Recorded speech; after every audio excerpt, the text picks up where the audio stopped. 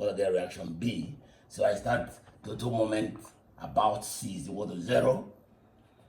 I have the I can take that as minus if I want. But reaction B, I have minus, because against reaction B, I want to have the reaction B as positive. So automatically 4.8 is minus 4.8. That's the load. That's the distance. The distance of 4.8 is the distance of D. D from the point, from D to the last point. That is D to B is 4, and B to C that's 6. That means D to C is 10. So times 10. 4.8 times 10. That's I'm trying to get the I said the moment I C at equal to 0. Now B is plus RB. RB, I got RB to be equal to, I got RB, so I have RB to be, that is the distance is from B to C is 6 RB, then minus again 7 the 7 kilonewton per meter. So 7 kilonewton per meter for 6 meters will be 7 times 6. It's a bunch of load. Then the distance from the center of gravity, which is minus 7 times 6, then times half of the distance, which is 3. So that's all. There is no other load equal to 0. Total moment about point C is equal to 0, because I'm trying to get RB. So I have RB is equal to 48. That's, I'm standing over this way. 4.8 times 10 is 48. Is because it changes sign, because it's going over the other side. Then minus this time, because this is minus, okay. That's the plus, because it's going over the other side. Then there's 7 times 3 is 21. 21 times 6 is 21 times 6 is 126. 126. So then that means 6 RB, then divided by 6 to get RB. 48 plus 126 to get RB.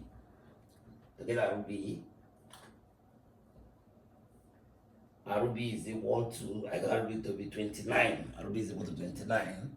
RB is 29 kilonewton. So I've gotten RB now. The next to get is RC. If I got RC, I have to get RC. I also take moment. I can say total moment about B equal to 0. Equal to 0. So I start. Total moment about B. I have the way I did before, minus 4.8 times the distance from B. I take this way as minus. So minus 4.8 times the distance to B. The distance from D to B. The distance from D to B is 4 times 4. Then RB. I'm trying to get RB will not have any moment at its point. The moment about B. Then I have this goes RB 4.8 goes this way. The load goes the other way, so plus the load plus 7 times the whole distance, which is 6, times half of this, which is 3 at B. That is, see, R4.8 is negative as I choose, while the load 7 kilonewtons is positive, because at B 2 of them are not turning the same way.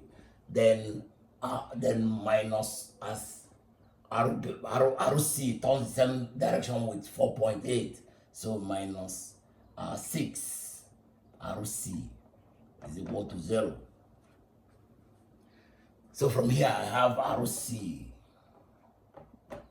RC is equal to 4.8 and 7.0. I got RC. I got RC equal to 17.8 kilonewtons. RC equal to 17.8 kilonewtons. If you work out this, ROC. So with this, I've gotten the whole reaction. I can as well make a check. I've gotten the whole reaction. If I want to make a check at AD, at beam AD, I have the two reactions I have was 3.2 and 4.8. If you add the two of them, it will give you 8. That means I was right. I didn't make mistakes. That even if it didn't give, what it implies that a mistake has been made, but in this case, it gave. So the same way here, we have this 7 times 6, that is 40. 7 times 6 is 42. 7 times 6 is 42. And this, that is 48.8. If you add the two, you know. So after doing this now, and I saw that the reactions are okay, the next I've gotten the moment here. The next is for me to get the moment here. If I want to get the moment here now, I have the moment at B. The moment at B, I'm starting from D in this branch of the beam. If I start from here, I have moment at B is equal to minus because it's turning this way. That's a math B from here is equal to minus 4.8 times the distance from D to B, that is 4, which is 4 times 8 is 2. Then point, carry 3, 4 times 4, 16, and 3, that's 19, 19.2 kilonewton meter. That's this side of the moment. This side of the moment. Then at this mid-span here, to get the moment is simple. So at the midpoint, let's say I call this point F. Call this point F. I have at that point, I have the moment at F, MF at that point is equal to minus 4.8 times the distance from here to here. That is the distance from D to B is 4. To half of it is so 3, which means 7. 7, it gave me 7. So 4.8 times 7 to get the moment at the mid-span here, 4.87 plus, because it's going this way, I consider this same direction, this is against it. So this is plus, this is minus, and this is plus. So plus the RB.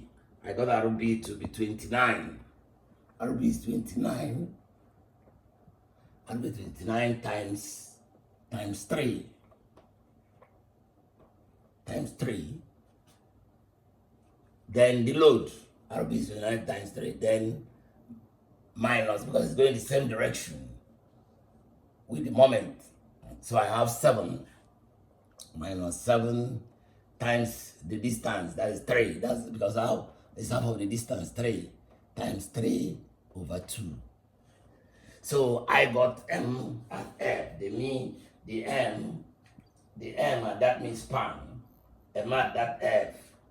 I got the M at the mid-span to be 21.9. The moment that mid-span is 21.9 kilonewton meter. So I have solved the whole beam. What remains now is for me to draw the bending moment diagram. I've gotten the reaction in all parts of the beam, breaking the beam at the hinge, gotten the bending moment at the or in the body of the beam. The next thing I do now is to draw the bending moment diagram. To draw the bending, let me create space to draw the diagram. Remember the moments I got that I'm wiping off now. That what I will use to draw the bending moment diagram. To draw the bending moment diagram, I have under the beam.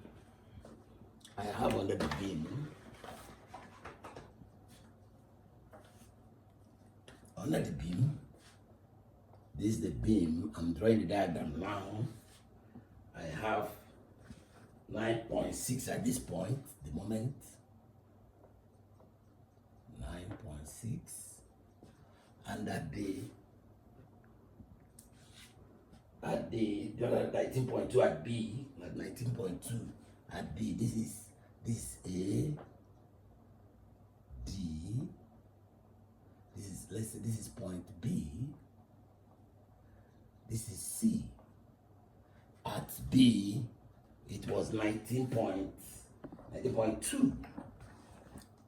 19.2 kilonewton meter.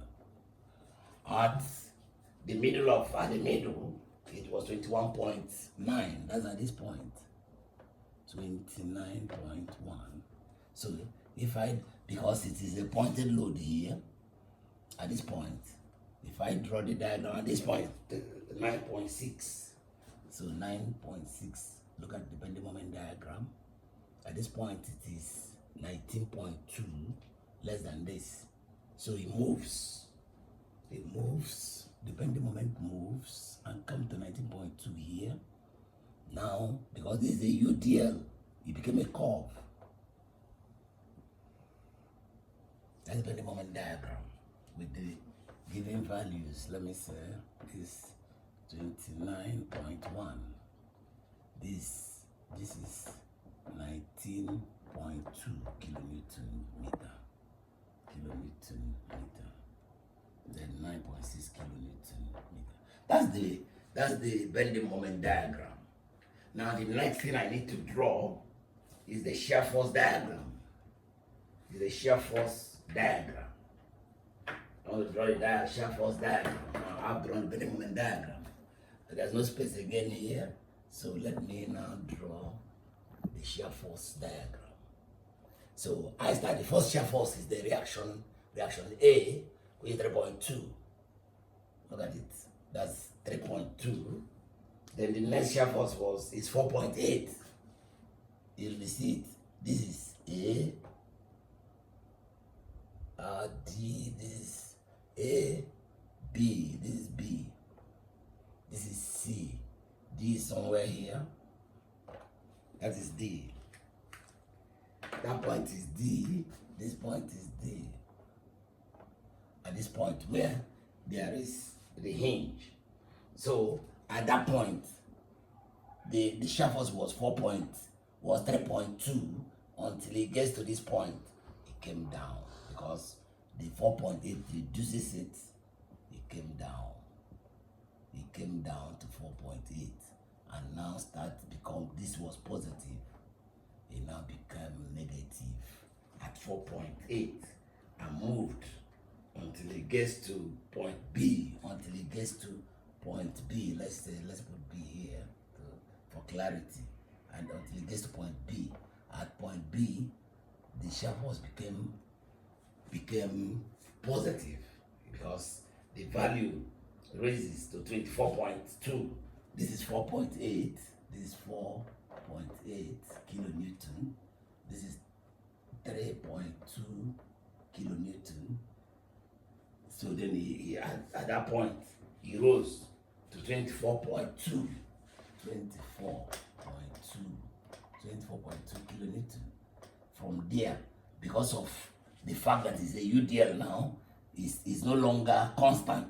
It starts depressing and start reducing to this point where it closes. That's the shear force diagram, where it becomes the value at the point where it closes was 17.8. Where it was 17.8 kilonewton. So here is negative, it became positive again, it became negative. This is shear force diagram. This is the complete solution of the beam A, B, C with a hinge at point D. Complete solution of the beam. We got the reactions if you follow it, you will see how the reactions were gotten. Before I start getting reaction, I had to cut it at D because there is the hinge. And I won't have any problem because the hinge is very flexible. There's no resistant bending moment. I had to cut it there. Deal with that first, then deal with DBC, the next part of the beam. DBC, I now deal with it second. The reason is this beam would have been said to be indeterminate, but the hinge, we made it determinate by the fact that we can cut at the hinge. So that's the end of this episode. Thank you very much.